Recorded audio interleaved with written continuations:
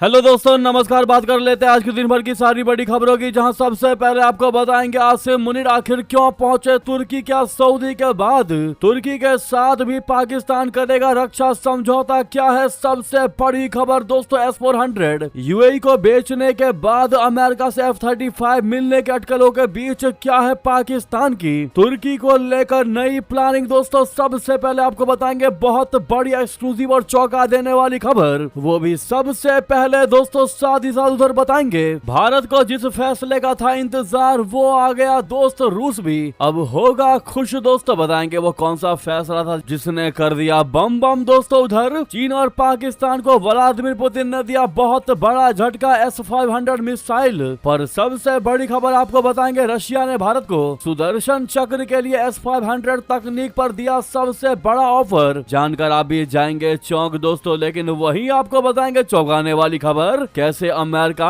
हर समय हर पल दोगलापन की अपनी नीति दिखाई देता है। बताएंगे हॉर्मुज में कभी टोल का विरोध करता आया अमेरिका, अब खुद वसूलेगा टोल, खुद करेगा 20% की वसूली। ट्रम्प के पुराने बयान आपको सुनवाएंगे, आप खुद कहेंगे कि सबसे बड़ा दोगला देश है अमेरिका और उसका राष्ट्रपति उससे भी बड़ा खिलाड़ी है दोगलेपन में। लेकिन अब क्या भारत में फिर महंगा हो जाएगा पेट्रोल डीजल? बताएंगे ट्रम्प के इस बयान के बाद क्या होने वाला है खेला दोस्तों। वहीं चौंकने वाली खबर, ईरान अमेरिका जंग में रशिया की हो गई एंट्री, तेहरान में उतारी हाई सिक्योरिटी विमान। क्या है इसके मायने दोस्तों? तो वहीं आपको बताएंगे। जैसा कि पूरे देश में E20 पेट्रोल और बाकी फ्यूल्स को लेकर विरोध चल रहा है दोस्तों, ऐसे में जानने का प्रयास करेंगे कि एनडीए के कितने प्रतिशत समर्थक अपनी गाड़ी में नहीं भरवाना चाहते E20 पेट्रोल। वाकई में दोस्तों जानकर आप चौंक जाएंगे, शॉक हो जाएंगे कि क्या सच में यही बात है दोस्तों। एक से एक बेहतरीन से बेहतरीन अपडेट आपको बताएंगे जो कोई नहीं बताएगा। बस आप वीडियो के अंत तक बने रहिएगा। और खबरों में आगे बढ़ने से पहले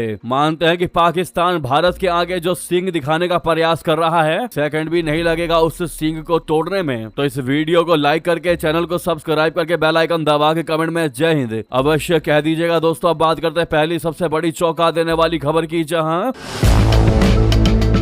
पाकिस्तान के फील्ड मार्शल आसिम मुनीर 2 दिनों के लिए तुर्की के आधिकारिक दौरे पर मौजूद है। हालांकि इस दौरे को काफी लो प्रोफाइल रखा जा रहा है। पाकिस्तान से लेकर तुर्की तक इस दौरे पर एक ही तरह की खामोशी है। दोनों देश लगातार सैन्य संबंध बढ़ा रहे हैं। ऐसे में सवाल उठ रहा है कि क्या तुर्की भी सऊदी अरब की तरह ही पाकिस्तान से रक्षा समझौता करने की तरफ बढ़ रहा है? पाकिस्तान की सरकारी मीडिया की रिपोर्ट के मुताबिक आसिम मुनीर सोमवार को 2 दिन के सरकारी दौरे पर तुर्की पहुंचे हैं। सुरक्षा सूत्रों के हवाले से सरकारी रेडियो पाकिस्तान ने बताया कि तुर्की पहुंचने पर मुनीर का जोरदार स्वागत किया गया। सुरक्षा सूत्रों ने आगे बताया कि इस दौरे के दौरान मुनीर तुर्की के सैन्य और राजनीतिक नेतृत्व के साथ अहम बैठकें करेंगे। पिछले महीने ही तुर्की की जमीनी सेना के कमांडर जनरल मेटिन टोकेल ने पाकिस्तान यात्रा के दौरान मुनीर से मुलाकात की थी। उस दौरान इंटर सर्विसेज पब्लिक रिलेशंस यानी ISPR ने बताया था कि दोनों ने क्षेत्रीय सुरक्षा हालात और आपसी रक्षा सहयोग को बढ़ाने के तरीकों पर चर्चा की। अपनी यात्रा के दौरान जनरल टोकेल ने नौसेना और वायुसेना प्रमुखों से भी मुलाकात की थी। इस महीने की शुरुआत में प्रधानमंत्री शहबाज शरीफ ने तुर्की का दौरा किया था, जिसमें आर्थिक और व्यापारिक सहयोग पर ध्यान दिया गया। तुर्की के राष्ट्रपति तैयब एर्दोगान की सबसे बड़ी तमन्ना है कि मुस्लिम देश उन्हें खलीफा मान ले। वो मुस्लिम देशों का नेतृत्व करना चाहते हैं, कुछ ओटोमन साम्राज्य की तरह। मगर दिक्कत ये थी कि ईरान एक तरफ शिया मुस्लिमों का सबसे बड़ा नेता था और दूसरी तरफ सऊदी अरब सुन्नी मुस्लिमों का। इन दोनों के सामने पैसे और ताकत होते हुए भी तुर्की मुस्लिम देशों के लिए कोई खास महत्व नहीं रखता था। मगर ट्रम्प के दोबारा सत्ता में लौटते ही तुर्की को मौका मिलने लगा। पाकिस्तान को वो पहले से ही कश्मीर प्रेम दिखाकर अपने पाले में किए हुए था। फिर सऊदी अरब और संयुक्त अरब अमीरात में मनमुटाव बढ़ा तो पाकिस्तान ने तत्काल उसके साथ रक्षा समझौता कर लिया। इसके बाद एर्दोगान चाहते हैं कि पाकिस्तान सऊदी अरब के साथ उनका देश भी शामिल हो जाए। हालांकि उनकी मंशा ये है कि यह गठबंधन नाटो की तरह बने और उसमें अन्य देश भी शामिल हो जाएं। अब आप कहेंगे तो ऐसे में दिक्कत क्या हो रही है, तो आपको बता दें।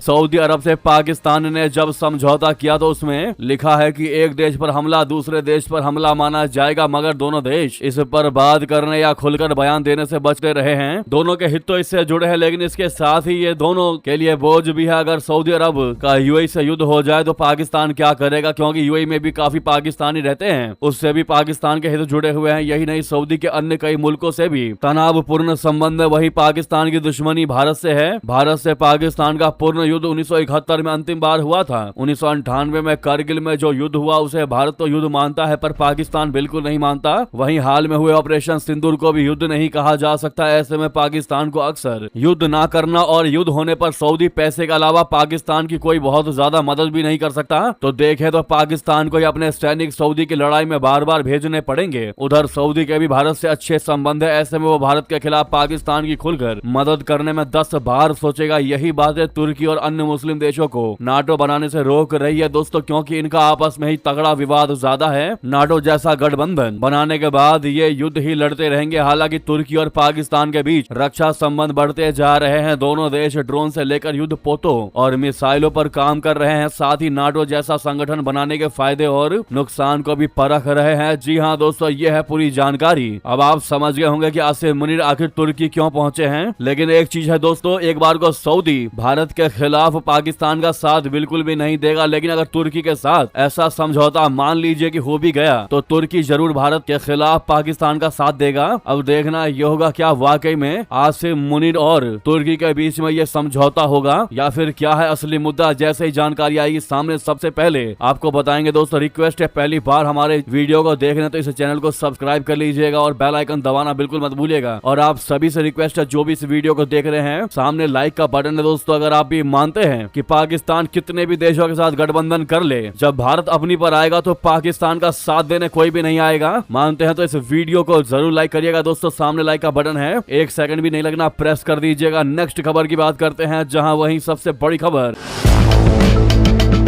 जिस फैसले का था भारत को इंतजार, आखिर वो आ ही गया। दोस्त रशिया भी हो जाएगा खुश, बता दे भारत की। एक नजर यूरोपीय यूनियन पर थी तो दूसरी नजर रशिया की ओर था, क्योंकि सोमवार को यूरोपीय यूनियन के विदेश मंत्रियों की मीटिंग हो रही थी जिसमें यह तय होना था कि रशिया पर प्रतिबंध है वो लगाया जाए या फिर नहीं। लेकिन हुआ वही दोस्तों जिसका भारत को था इंतजार। जी हाँ, यूरोपीय यूनियन के नेता का प्रतिबंधों पर सहमति ही नहीं बन पाया। अगर यूरोपीय देश रशिया पर प्रतिबंध लगा देते तो ऐसा माना जा रहा था कि रशिया से भारत ट्रेड नहीं कर पाता, व्यापार नहीं कर पाता। ऐसा माना जा रहा था कि इन नए प्रतिबंधों में कुछ ऐसी कड़ी शर्तें शामिल हो सकती थी जिनके तहत ये नियम थोपा जा सकता था कि जो देश जैसे भारत रूस के साथ व्यापार करेंगे वे यूरोपीय यूनियन के देशों के साथ व्यापार नहीं कर पाएंगे। भारत इस समय रशिया से बड़ी मात्रा में कच्चा तेल और अन्य उत्पाद खरीद रहा है। साथ ही साथ भारत यूरोपीय देशों को भी अपना बहुत सारा सामान निर्यात करता है, यानी एक्सपोर्ट करता है। अगर ये प्रतिबंध लग जाते तो भारत की कई महत्वपूर्ण अंतरराष्ट्रीय व्यापारिक डील फंस सकती थी दोस्तों। यानी कि या तो भारत को रशिया से डील करना पड़ता यूरोपियों को छोड़कर, या फिर यूरोपीय यूनियन को निर्यात करना पड़ता, फिर रशिया को छोड़ना पड़ता। ऐसे में भारत दुविधा में पड़ जाता, संकट में पड़ जाता। लेकिन हुआ वही जो भारत चाह रहा था। अब जब यूरोपीय संघ में इस डील पर सहमति नहीं बन पाई है और ये टल गई है तो भारत के लिए रास्ते साफ हो गए हैं। भारत अब बिना किसी प्रतिबंध या दबाव के यूरोप को अपना सामान बेचना जारी रख सकता है और साथ ही साथ रूस से भी अपना आर्थिक और तेल का कारोबार बिना किसी रुकावट के कर पाएगा। यानी आप क्लियरली कह सकते हैं कि भारत के दोनों हाथों में लड्डू हो चुका है। दोस्तों आखिर ऐसा क्या हुआ यूरोपीय संघ में और क्यों अटकी ये डील? दरअसल सोमवार को यूरोपीय यूनियन के विदेश मंत्रियों की बैठक हुई जिसका मुख्य उद्देश्य रशिया पर नए और मजबूत प्रतिबंध लगाना था। इस 21वें पैकेज पर पहले चर्चा नहीं हो पाई थी क्योंकि हंगरी के पूर्व प्रधानमंत्री विक्टर ऑर्बन ने अपने वीटो का इस्तेमाल करके इसको रोक रखा था, जिससे मंत्रियों को पता था कि यह प्रस्ताव जो है वो आगे नहीं बढ़ पाएगा। हालांकि इस बार इन प्रस्तावों को मुख्य रूप से दक्षिणी यूरोपीय देशों की ओर से चुनौती दी गई, जिसके कारण इस पर अंतिम सहमति नहीं बन सकी। दोस्तों इस पैकेज में क्या क्या शामिल था आपको बता दें। इस पैकेज में शामिल था तेल की कीमतों पर रोक लगाना, रूसी सैनिकों पर बैन लगाना, यानी रूसी सैनिकों की यूरोपीय संघ में एंट्री पर प्रतिबंध लगाना, वहीं समुद्री जीवों पर प्रतिबंध लगाना, यानी रशिया से आने वाली मछलियों के व्यापार पर रोक लगाना। ये 3 सबसे बड़े पैकेज शामिल थे इस लिस्ट में। लेकिन भारत के लिए वही हुआ जो भारत को चाहिए था। दोस्तों इसके लिए आपकी क्या राय है जरूर कमेंट करके बताइएगा और कमेंट में मेरा भारत महान लिखना मत भूलिएगा। दोस्तों नेक्स्ट खबर बता दें, रशिया ने भारत को सुदर्शन चक्र के लिए S-500 तकनीक पर दिया सबसे बड़ा ऑफर, लगा चीन पाकिस्तान को बहुत बड़ा झटका। दोस्तों रशिया ने भारत को प्रोजेक्ट सुदर्शन चक्र के लिए अपने सबसे advance air defence system S-500 पर आधारित टेक्नोलॉजी विकसित करने के लिए साथ मिलकर काम करने का प्रस्ताव दे दिया है। IDRW ने रूसी सूत्रों के हवाले से यह जानकारी दी है। इसने बताया है कि भारतीय वायुसेना जो पहले से ही S-400 को ऑपरेट करती है उसने S-400 को भी अपने बेड़े में शामिल करने की योजना योजना पर विचार किया था, लेकिन रूस फिलहाल यूक्रेन युद्ध में फंसा हुआ है और उसने अपनी ऑपरेशनल आवश्यकताओं का हवाला देते हुए S-500 बेचने की मंजूरी नहीं दी थी। रशिया ने इसके पीछे यूक्रेन युद्ध की वजह से सप्लाई चेन में आ रही दिक्कतों का हवाला दिया था। रशिया ने बताया था कि वो खुद अपनी आवश्यकता के लिए भी S-500 का प्रोडक्शन नहीं कर पा रहा है, लेकिन अब सीधे S-500 की बिक्री के बजाय रशिया ने भारत को प्रोजेक्ट सुदर्शन चक्र के तहत S-500 से जुड़ी क्षमताएं संयुक्त रूप से विकसित करने का प्रस्ताव दे दिया है। दोस्तों, इस प्रस्ताव में, इस ऑफर में क्या है आपको बता दें। भारत प्रोजेक्ट सुदर्शन चक्र पर काम कर रहा है, जिसके तहत खुद का एयर डिफेंस सिस्टम बनाया जा रहा है। ये next generation air defence system होगा। रशिया ने जो प्रस्ताव दिया है उसमें S-500 से जुड़ी एडवांस टेक्नोलॉजी भारत के मौजूदा और भविष्य के लेयर्ड एयर डिफेंस आर्किटेक्चर में शामिल किया जा सकता है। प्रोजेक्ट सुदर्शन चक्र रूसी S-400 एयर डिफेंस सिस्टम और स्वदेशी project Kusha long range air defence system के साथ काम करेगा। ऐसे में इस जानकारी ने चीन और पाकिस्तान की तो हालत खराब कर ही दी होगी। वहीं अगली खबर की बात करते हैं, जहां अब तक हॉर्मुज में टोल का विरोध करने वाला अमेरिका अब खुद करेगा 20% की वसूली। जी हां दोस्तों, बड़ी खबर। अमेरिकी राष्ट्रपति ट्रंप ईरान युद्ध शुरू होने के बाद से अक्सर हॉर्मुज को खुला रखने पर जोर देते रहे हैं, मगर आज उन्होंने खुद कह दिया है कि वे जल डमरू मद में ईरानी जहाजों की नाकेबंदी फिर से लागू करेंगे, जिसमें अमेरिका इसके संरक्षक की भूमिका निभाएगा और वहां से गुजरने वाले किसी भी अन्य जहाज से शुल्क वसूलेगा। ईरानी मीडिया की रिपोर्ट के अनुसार हमले तटीय इलाकों से आगे बढ़ गए हैं, क्योंकि ईरान ने अमेरिका के सहयोगियों को निशाना बनाया है। ईरानी सेना का कहना है कि तनावपूर्ण वीकेंड के बाद क्षेत्रीय संघर्ष का खतरा बढ़ गया है। ट्रंप ने अपने ट्रुथ सोशल पर लिखा कि अब से यूएसए को हॉर्मुज जल डमरू मद का संरक्षक यानी guardian of the Hormuz strait माना जाएगा। साथ ही निष्पक्षता के नाते दुनिया के इस बेहद संवेदनशील इलाके में सुरक्षा और हिफाजत का काम करने में आने वाले सभी जरूरी खर्चों की भरपाई के लिए वहां से भेजे जाने वाले सभी कार्गो पर 20% की दर से शुल्क लिया जाएगा। दोस्तों, मगर ये ट्रंप के अपने ही बयानों से मैच नहीं करता। जब जंग शुरू हुई तो ईरानी सेना ने हॉर्मुज को ब्लॉक करना शुरू कर दिया। इसके बाद ट्रंप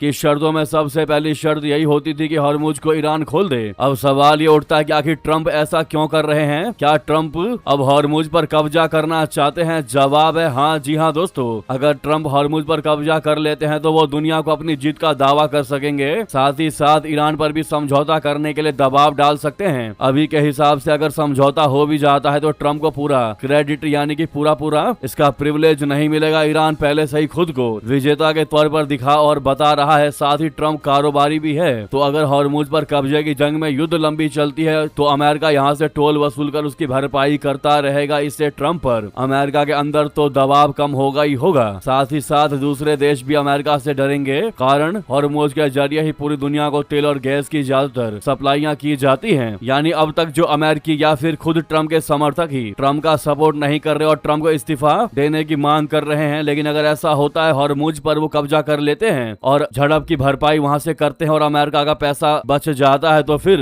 अमेरिका के अंदर ट्रंप के विरोधी कम हो जाएंगे और कोई भी ट्रंप को इस्तीफा देने को नहीं कहेगा। और दूसरी तरफ जिन भी देशों का माल पानी इस जहाज के रास्ते इन क्षेत्रों से गुजरता है, हॉर्मुज से गुजरता है, वो भी अमेरिका से डरेंगे। जी हाँ दोस्तों, यह है पूरी बात जो कभी हॉर्मुज में टोल का विरोध करने वाला अमेरिका, खास करके अमेरिकी राष्ट्रपति ट्रंप, आज खुद 20% की वसूली करेगा। दोस्तों, इस खबर ने हर किसी को चौंका कर रख दिया है। ऐसे में डोनाल्ड ट्रंप के इस दोहरेपन वाली नीति पर आप क्या कहेंगे? दोस्तों, एक शब्द में ट्रंप के लिए जवाब दीजिएगा। देखते हैं क्या कहते हैं आप लोग।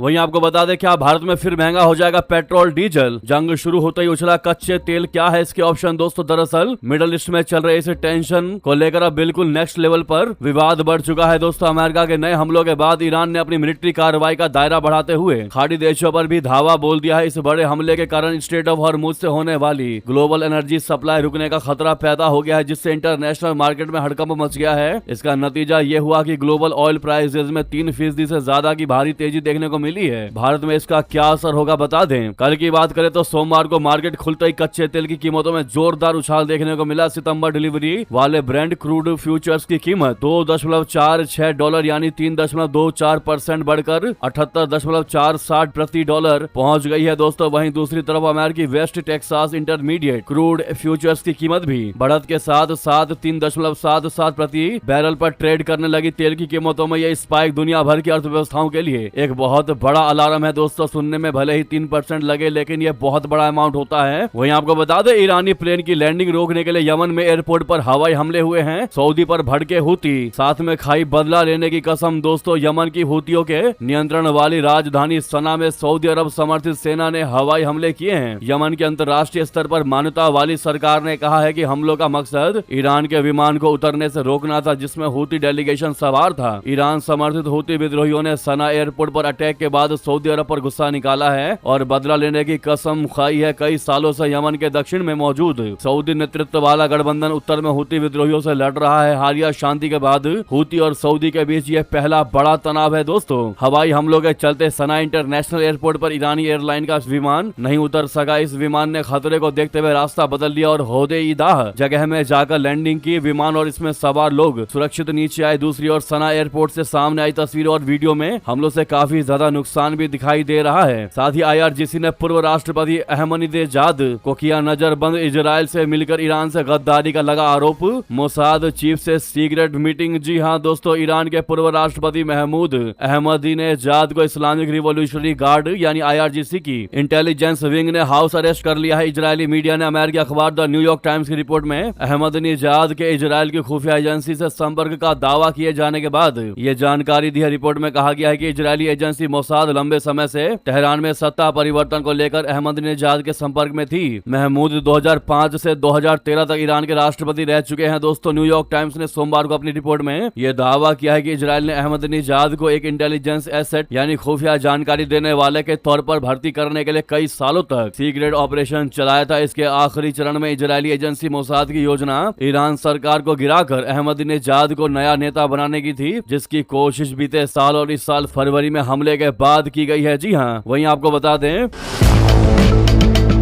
वहीं आपको चौंकने वाली जानकारी बता दें, इधर अमेरिका इजराइल रह गए लड़ते, उधर यूके ने ईरान पर लिया बहुत बड़ा तगड़ा एक्शन। IRGC आतंकी संगठन करार दिया है। दोस्तों, ब्रिटेन ने IRGC को आतंकी संगठन घोषित किया है। आपको बता दें, अमेरिका इजराइल के साथ तनाव के बीच ईरान पर ब्रिटेन ने बहुत बड़ा तगड़ा एक्शन लिया। यूके सरकार ने सोमवार को ईरान की Islamic revolutionary guard corps IRGC को राष्ट्रीय सुरक्षा के लिए बहुत बड़ा खतरा बताते हुए उसे बैन करने का ऐलान कर दिया। साथ ही साथ ईरान से जुड़े एक और समूह Islamic movement of companions of the right यानी IMCR पर भी प्रतिबंध लगाने की तैयारी की जा रही है, जिस पर यहूदी समुदाय पर हमलों का आरोप है। दोस्तों, वहीं प्रधानमंत्री कीर स्टारमर ने संसद में पेश किए जाने वाले नए कानून के बारे में कहा कि इन समूहों को समर्थन या मदद करने वाले किसी भी व्यक्ति को अब 14 साल तक की जेल की सजा हो सकती है। नए कानून के तहत ब्रिटेन सरकार को विदेशी देशों के प्रॉक्सी गुर्गों पर रोक लगाने जैसी व्यापक शक्तियां मिलेंगी, जिससे जासूसी, तोड़ फोड़, लोकतंत्र में दखल और भौतिक हमलों जैसे खतरों का मुकाबला करना आसान हो जाएगा। जी हाँ, वहीं ईरान अमेरिका जंग में रशिया की भी एंट्री हुई है। दोस्तों, तेहरान में हाई सिक्योरिटी विमानों को उतारा गया है, जिसके बाद मिडिल ईस्ट में और भी ज्यादा टेंशन बढ़ती दिखाई दे रही है। पश्चिम एशिया में बढ़ते तनाव के बीच रशिया के विशेष एयरबोर्न कमांड विमान TU-T14PU के तेहरान पहुंचने की खबरों ने नई चर्चाओं को जन्म दे दिया है। फ्लाइट ट्रैकिंग डेटा के हवाले से कई मीडिया रिपोर्टों में यह तगड़ा दावा किया गया है कि रूसी राष्ट्रपति व्लादिमीर पुतिन के निर्देशों पर यह विशेष विमान ईरान भेजा गया है। हालांकि रशिया और ईरान की ओर से इस मिशन के उद्देश्य पर कोई आधिकारिक पुष्टि तो नहीं की गई है। विशेषज्ञों का मानना है कि यदि यह उड़ान आधिकारिक सैन्य समन्वय का हिस्सा है तो यह रशिया और ईरान के बीच रणनीतिक सहयोग को दर्शा सकती है। हाल के वर्षों में दोनों देशों ने रक्षा, खुफिया और क्षेत्रीय सुरक्षा के मुद्दों पर सहयोग बढ़ाया है। हालांकि इस विशेष उड़ान का उद्देश्य सार्वजनिक रूप से स्पष्ट नहीं किया गया। यह घटनाक्रम ऐसे समय सामने आया है जब अमेरिका और ईरान के बीच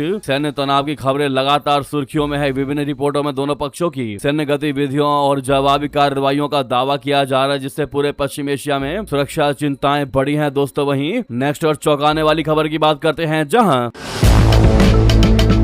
भारत नेपाल बॉर्डर पर संदिग्ध पूर्व US का सैनिक हुआ गिरफ्तार। दोस्तों, बिना पासपोर्ट समुद्र के रास्ते कि इसने भारत में घुसपैठ जांच में जुटी खुफिया एजेंसियां आखिर क्यों ये इलीगल तरीके से घुसा भारत में। बता दे, भारत नेपाल सीमा पर सुरक्षा एजेंसियों ने एक बड़ी कामयाबी हासिल करते हुए एक संदिग्ध अमेरिकी नागरिक को गिरफ्तार किया है। खुद को अमेरिकी स्पेशल फोर्स का पूर्व सैनिक बताने वाले इस शख्स को सशस्त्र सीमा सुरक्षा बल यानी SSB ने उस समय धर दबोचा जब वो बिना किसी वैध यात्रा दस्तावेज के नेपाल में घुसने का प्रयास प्रयास कर रहा था। पकड़े गए आरोपी की पहचान कैलिफोर्निया यूएसए निवासी जॉर्डन ब्राउन के रूप में हुई है। 11 जुलाई को सनोली बॉर्डर पर जब एसएसबी जवानों ने उसे रोकने का प्रयास किया तो उसने भागने का प्रयास किया। हालांकि वहां मौजूद स्थानीय ग्रामीणों ने तत्परता दिखाते हुए सुरक्षा कर्मियों की मदद की और उसे घेराबंदी कर पकड़ लिया। दोस्तों, पूछताछ के दौरान ब्राउन लगातार अपने बयान बदल रहा है, जिससे सुरक्षा और इंटेलिजेंस एजेंसियां चौकन्नी हो चुकी है। ब्राउन का दावा है कि उसका पासपोर्ट थाईलैंड में चोरी हो गया था, जिसके बाद वो समंदर के रास्ते श्रीलंका और फिर 2 नवंबर 2025 को भारत पहुंचा और गोवा में रहने लगा।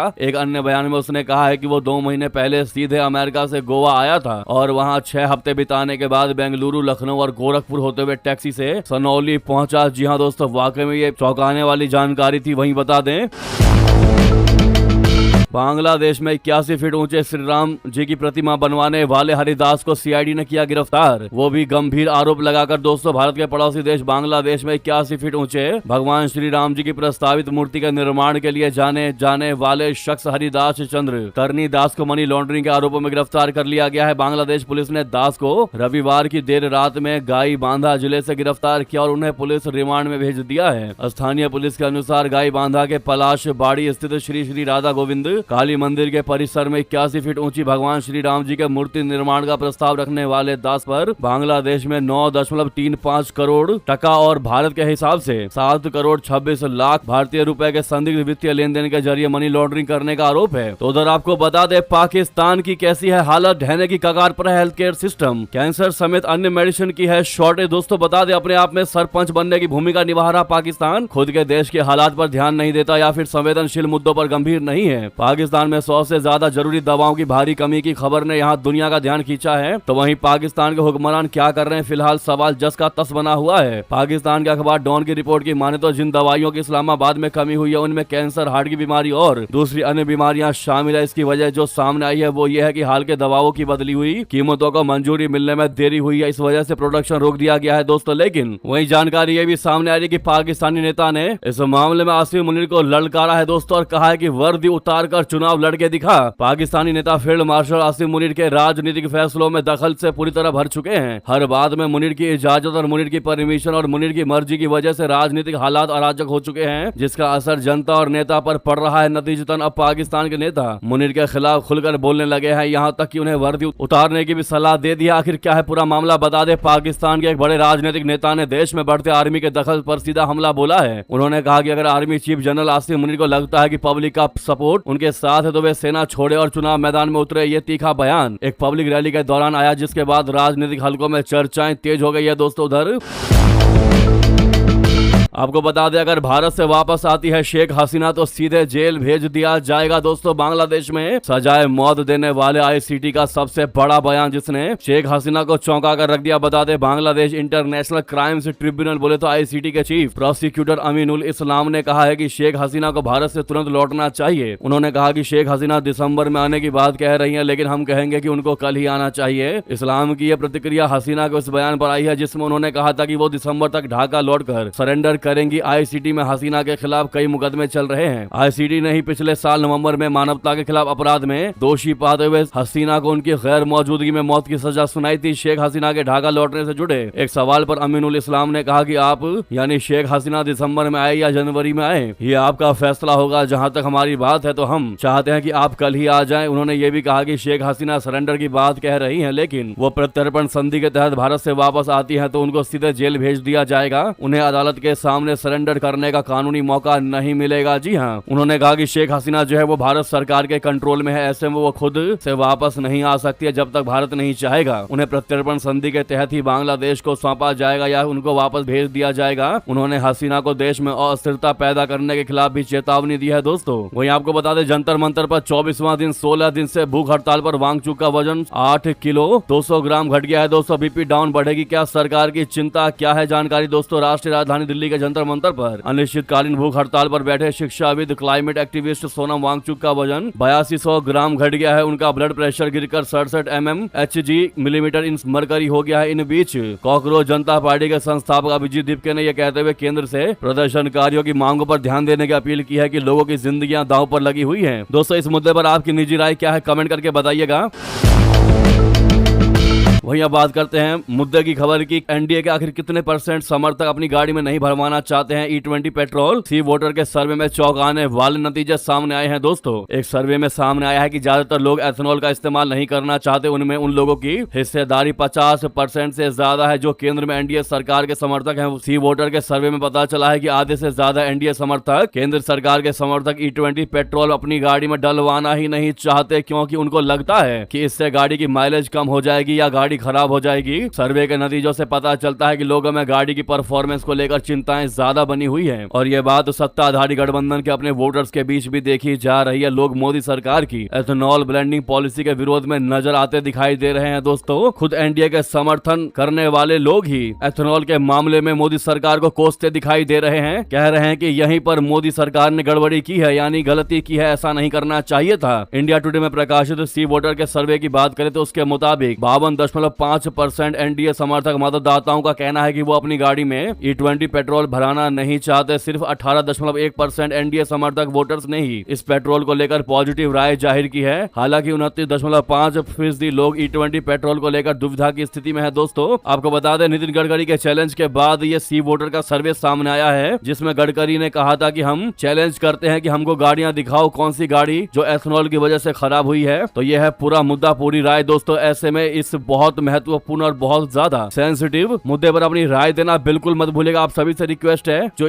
E20 फ्यूल लेकर आया गया है दोस्तों और फ्लेक्स फ्यूल लाया जा रहा है, क्या आपको नहीं लगता कि इस पर सरकार को चॉइस देना चाहिए? शुद्ध पेट्रोल E20, E85 और फ्लेक्स पेट्रोल अलग अलग तरीके से बेचे जाने चाहिए, या फिर इनको लॉन्च करने से पहले फ्यूल स्टेशन बनाए जाने चाहिए, या फिर वहां पर जगह की व्यवस्था करनी चाहिए, उसके बाद इनको सुचारू तरीके से चलाना चाहिए। आपकी क्या इस मुद्दे पर राय दोस्तों? हम आपकी राय जानना चाहेंगे। जो भी इस वीडियो को देख रहे हैं, जवाब देना बिल्कुल मत भूलिएगा, रिक्वेस्ट है। और जितना ज्यादा हो सके, जहां पर भी आपका ग्रुप हो, व्हाट्सएप, फेसबुक, एक्स पर शेयर करना मत भूलिएगा, ताकि हर कोई इस गंभीर मुद्दे पर जवाब दे सके दोस्तों, जिससे सरकार को भी पता चले कि आखिरकार जनता चाहती क्या है। और लगे हाथों वीडियो को लाइक करके, चैनल को सब्सक्राइब करके, बेल आइकन दबा के कमेंट में जय हिंद कह दीजिएगा। मिलते हैं आपसे अगली बड़ी खबर में। यहां तक बने रहने के लिए आप सभी का बहुत बहुत धन्यवाद, बहुत बहुत आभार। जय हिंद, जय भारत।